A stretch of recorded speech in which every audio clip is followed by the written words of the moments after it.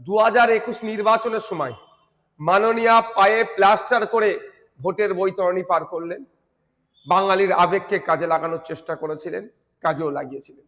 2026 নির্বাচনের প্রাককালে আমরা দেখলাম রাজ্যের ক্রীড়ামন্ত্রীর পদত্যাগ। এখানেও তিনি আবার নতুন করে বাঙালির আবেগকে কাজে লাগিয়ে সিম্প্যাথি নেওয়ার চেষ্টা হচ্ছে। সৎ সাহস যদি থাকে, যাদের জন্য গোলযোগ হয়েছে সব কটাকে, যুব ভারতী স্টেডিয়ামে যারা গোলযোগ তৈরি করলো সব কটাকে ধরে জেলের মধ্যে রাখুক। তো যখন দেখছে বাঙালি মননে এই ধরনের চরম ক্ষোভের বহিঃপ্রকাশ ঘটছে, চরম ক্ষোভ হয়েছে, সেই সময় আমরা কি দেখছি যে নাটক করে পদত্যাগ করানো হলো এবং পদত্যাগ পত্রকে গ্রহণও করে নেওয়া হলো।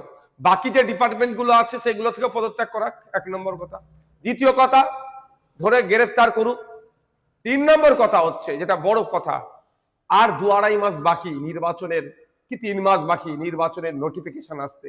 এই সময় নিজের ভাবমূর্তিটাকে, তার দলের ভাবমূর্তিকে স্বচ্ছ হিসাবে দেখাতে চাইছে।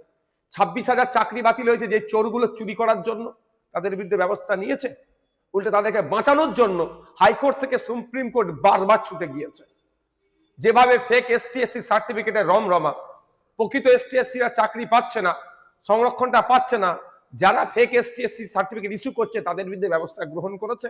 একের পর এক দুর্নীতি হয়ে যাচ্ছে। আবাস যোজনা, বার্ধক্য ভাতা, বিধবা ভাতা, রাস্তাঘাটে উন্নয়নের নামে দুর্নীতি, যত রকমের দুর্নীতি হয়েছে। কার বিরুদ্ধে ব্যবস্থা গ্রহণ করেছে? বরঞ্চ আড়াল করার চেষ্টা করেছে। আমরা ভুলে যাচ্ছি না RG করের তিলোত্তমার ঘটনাটা, এত বড় ঘটনা ঘটে গেল, কি ব্যবস্থা গ্রহণ করেছে? উল্টে আরো বাঁচানোর চেষ্টা করেছে, আমরা সব জানি। আর নতুন করে এই ক্রীড়ামন্ত্রীর ইস্তফাপত্র দিয়ে বাংলার মানুষকে, বাঙালির আবেগকে নিজের কাছে কাজে লাগানোর চেষ্টা যে চালাচ্ছেন মমতা ব্যানার্জি মহাশয়, এটা কার্যকারী হবে না। 2026 আসছে, রাজ্য সরকারকে বাংলার মানুষ উপযুক্ত উত্তর দেবে।